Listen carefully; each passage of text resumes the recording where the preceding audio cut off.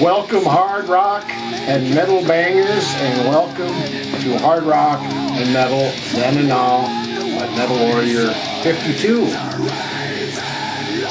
This is Metal Blog number 2. This will be my history of hard rock and metal from my perspective. The basis, in my opinion, of hard rock and metal came out of the 60s, but many of today's artists credit other forms of music to create what is today's hard rock and heavy metal. Many consider classical and blues as somewhat of a foundation in what is today's metal and hard rock scene. While it may be true, I think it was basically tooled from the early 60s and late 50s. Bands or individuals that come to mind are Chuck Berry, Elvis Presley, yes, even Elvis Presley, the Beatles, the Rolling Stones, even though they were more blues-based early on in their career, but I think they were also a pioneer in the hard rock scene. The Beatles revolutionized the world with their rock sound, and it basically took off from there. There were a few bands that come to mind when forging hard rock in the 60s to what many consider metal of the 70s or hard rock of the 70s. The term heavy metal became a genre in the 70s, but who would classify it as heavy metal? You can watch Sam Dunn's Metal Evolution, and a lot of the early interviews from the 70s, bands consider Black Sabbath as the founding fathers. I tend to agree with that. But from the 60s, the bands that come to mind forging the way were, in my opinion, The Animals from 1964 with the version of The House of the Rising Sun, Steppenwolf, Born to Be Wild, Vanilla Fudge. They really never got any credit due to their sound. Blue Cheer. They had more of the fuzzy guitar sound that kind of maybe were a pioneer to what later became a heavier guitar sound. Procol Harum, Cream, as a lot of them bands that were from England at the time were more blues-based, but a lot of them were considered more hard rock in general, but they had the bluesy sound behind them.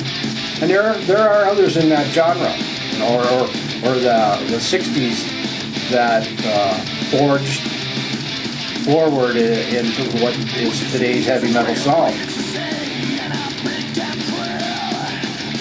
That time and era is so vast and so unknown with bands that many of them never got their dues, and many of them went unnoticed.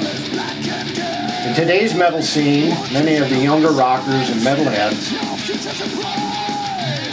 do give some credit to a few of those bands. You know, Guns N' Roses, to name one. But in those days, many of those bands were the pioneers of what is today's sounds in metal and hard rock. Many of those hundreds or thousands of bands maybe recorded one or two albums and on smaller labels, like today's bands. They are basically on metal labels that are smaller than the bigger bands or the bigger labels. So they are considered more of the indie labels.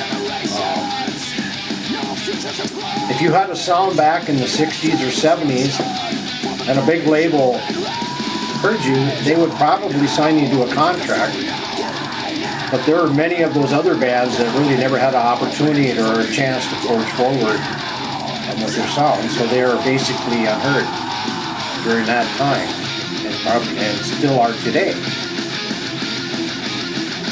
Back in those days, you never really had a lot to get your sound out. A lot of it was AM, FM radio to get heard. Unlike today's opportunity, you have the internet, you have boards, which I belong to. You have MP3s, which are so different than what they were in the 70s when you only had vinyl, cassette, or 8 tracks, and even reel-to-reels at that time. And of course, you have online radio stations that are so many on the internet today that you can virtually hear any kind of genre of metal that you want, and I will get into that later on in the metal blogs. When you did get a song back on the radio, back in those days, you basically had to get out and tour as much as you can to get heard and to be recognized so you could sell your albums. And that's where the bigger labels came in by signing you. So in return, they made money, you made money. I can remember back in my early days when I first started listening to hard rock, there were a number of sources for myself and my friends that I hung around with to find good bands. Number one was FM or AM radio. We had a few stations that we listened to. One was Q98 out of Fargo, North Dakota, and they are still around today. They still play the hard rock, but they play more of the commercial hard rock metal songs. Another station that comes to mind is Baker Street out of Little Rock, Arkansas. They came on at midnight and went till 6 a.m. in the morning. So during the summer months, if we were out partying, that's what we heard late at night was Baker Street. I mean, they had sound and bands on there that really were not commercialized like a lot of the FM stations back in those days played, a lot of the commercial bands. A third station, which we listened to, but it wasn't a lot of the times, was KOMA out of Oklahoma City. And again, some of those stations played more of the underground metal that basically went unnoticed, or virtually bands that virtually got unheard of. And a lot of those bands weren't on the big labels. Back in them days, you had Columbia, you had Chrysalis, you had A&M, you had MCA, and a lot of those labels carried a lot of the bands that were actually big back in the 70s, and some of them are around today and are still, pretty widely known in the circles of hard rock and metal.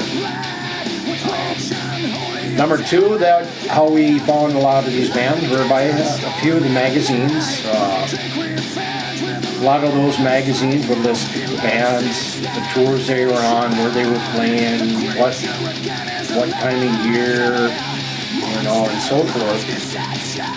And for the most time, it was very informative. Unlike today, you got the internet, so you have e-zines upon e-zines to actually read online. And one of the bigger sources where I find a lot of my music or hear about it is from Blabbermouth. That's online. It's run by Roadrunner Records. I find that very, very informative. I find that I go to that site just about daily to read.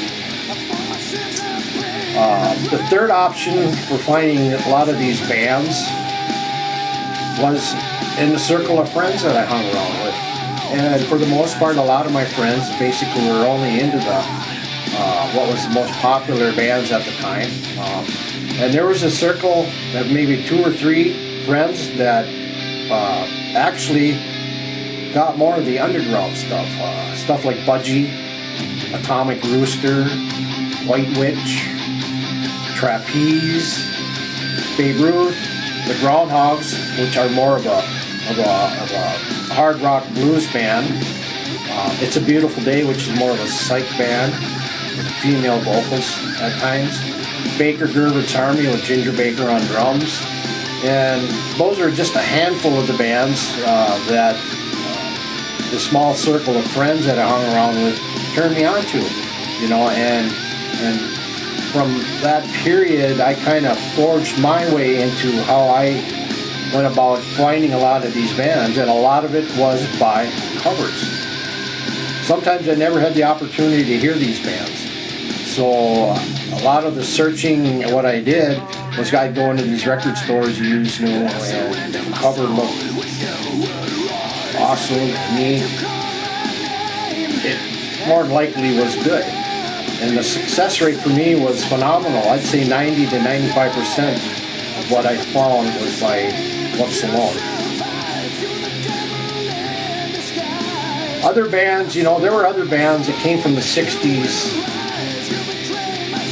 and actually got their due in the 70s or broke apart and became new bands. Bands I remember back in those early days were Pink Floyd, Golden Earring, Stock Forge Group, which is now Blue Oyster Cult, Free, which became Bad Company, and so on. You know, there are lots of those bands.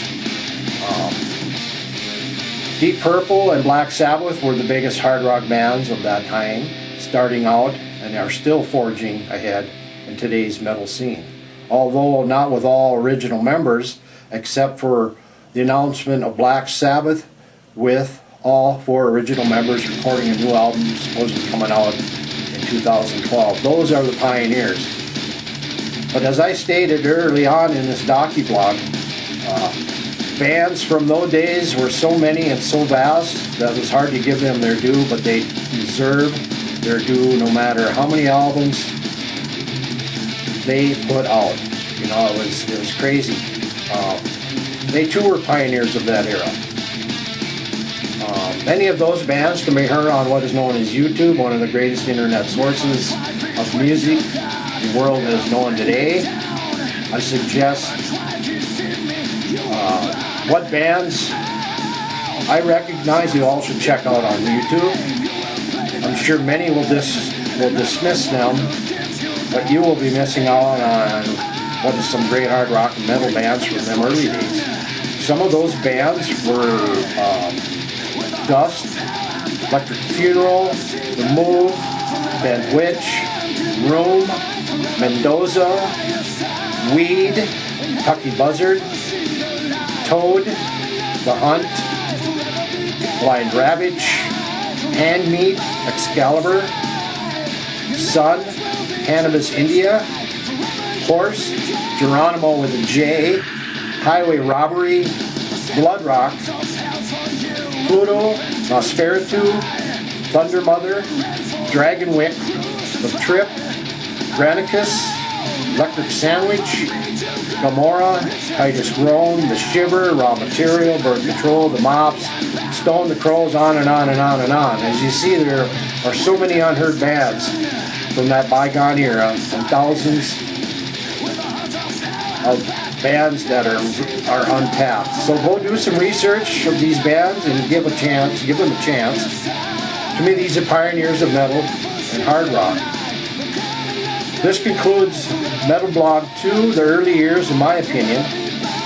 On Metal Blog 3, I will be discussing the sounds of the 70s and how those genres of hard rock and metal got forged and who those pioneers were. This is Metal Warrior for Hard Rock and Metal, then and now, signing off, and remember, keep it loud, keep it cranked, keep it metal.